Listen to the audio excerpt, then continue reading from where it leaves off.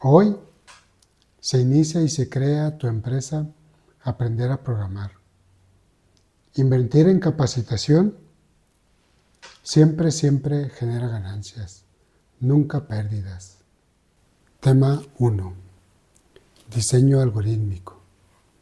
1.1. Conceptos básicos. ¿Qué es un algoritmo?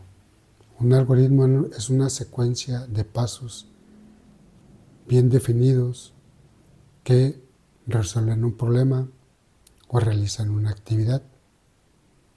Las características de los algoritmos son 3.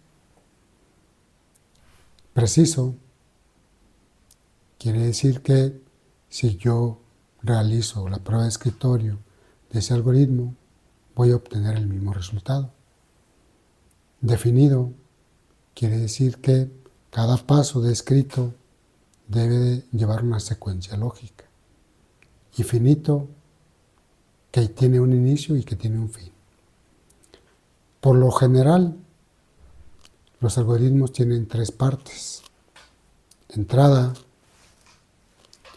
proceso y salida, que es un tipo de dato. Dato, ¿qué es un dato? Un dato es algo que por sí solo no dice nada. Por ejemplo, 26. 26 es un número que puede ser la edad de una persona, puede ser el peso, pero si agregamos otro dato, Lerdo de Tejada,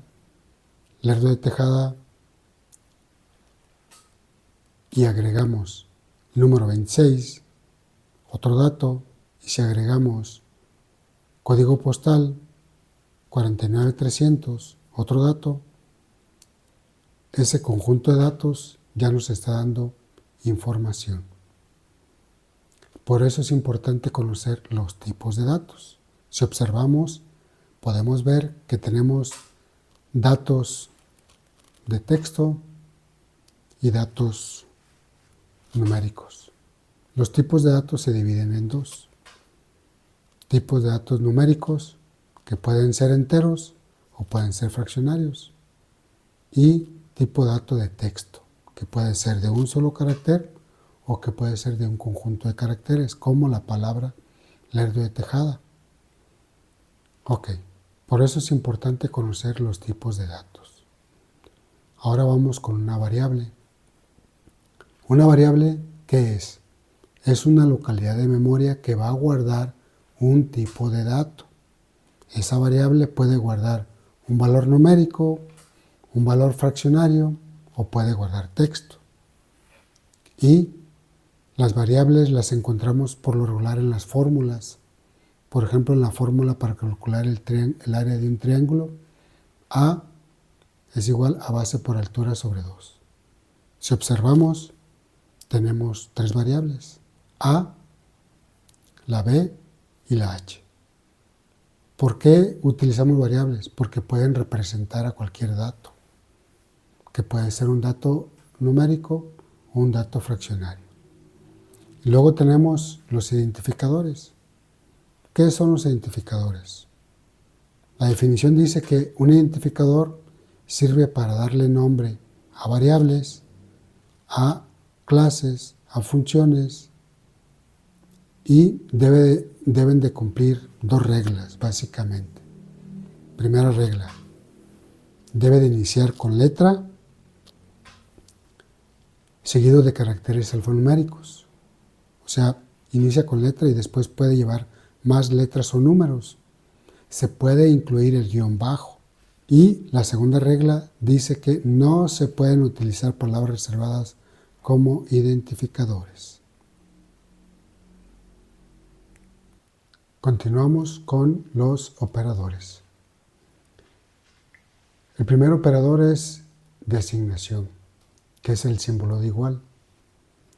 Su orden de ejecución es de derecha a izquierda y se llama asignación.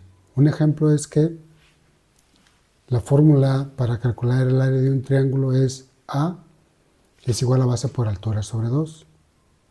Entonces, Si observamos o si vemos el proceso de la ejecución de esa fórmula, se realiza primero la multiplicación de base por altura sobre 2 y el resultado se guarda en la variable a. Por eso decimos que la asignación se ejecuta de derecha a izquierda. Operadores relacionales. ¿Cuáles son? Mayor que, mayor igual, menor igual, diferente e igual. ¿Para qué sirven? Para hacer comparaciones. ¿Cuál es el requisito para usar un operador relacional? Dos valores. A es mayor que B, por ejemplo. O 5 es diferente de 3. Ahí estamos utilizando los operadores relacionales y estamos haciendo una comparación. Para eso se utilizan los operadores relacionales. Los operadores lógicos, ¿cuáles son? El AND y el OR. ¿Para qué sirven? Para unir más de una comparación. Yo puedo tener 5 es diferente de 4 y 3 es diferente de 2.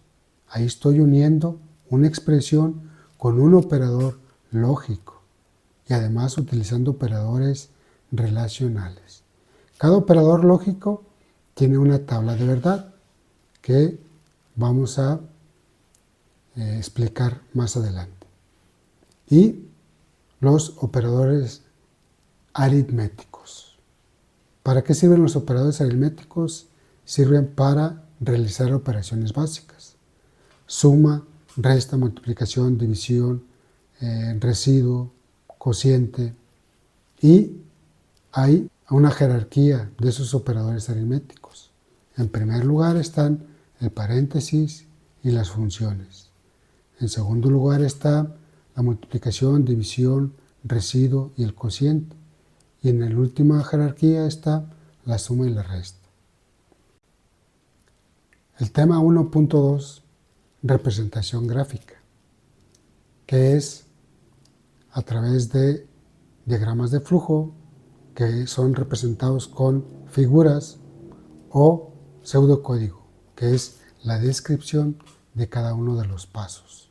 El 1.3 es el diseño de algoritmos.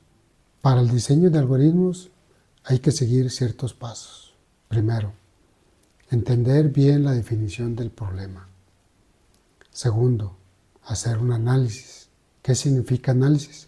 Descomponer el problema en partes. Hay una regla que dice, divide y vencerás.